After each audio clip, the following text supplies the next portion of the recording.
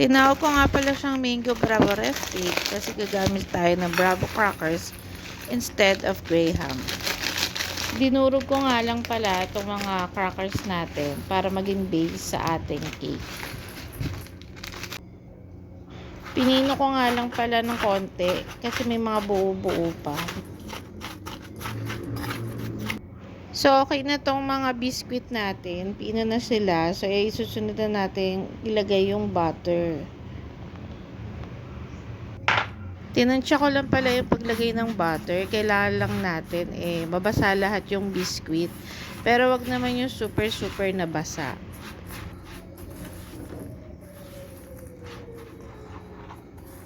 Pag ganito na, okay na to, ilipat na natin siya dito sa lalagyan natin. Gagamit lang ako ng baso para ma-press natin yung mga biscuit.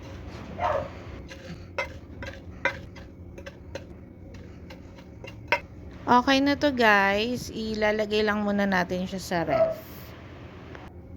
Next, pagsasamahin lang natin tong creme densada at saka yung all-purpose cream.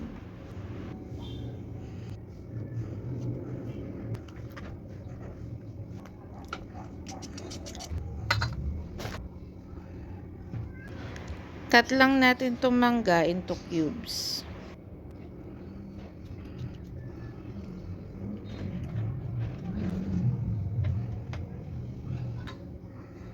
Next is magle-layer na tayo ng mango sa kanang cream. Bali yung nagawa ko dito is 2 layer lang.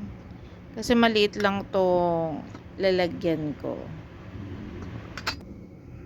Isunod na natin yung mangga.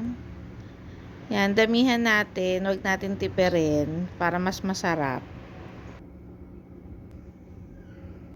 Next, ilagay na natin tong crushed Bravo biscuits.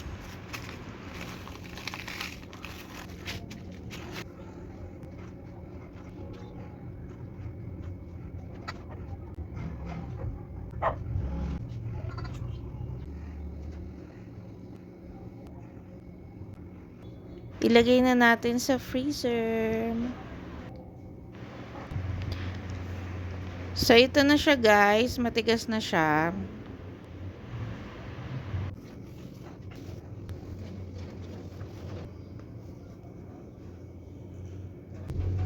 Try nyo to guys.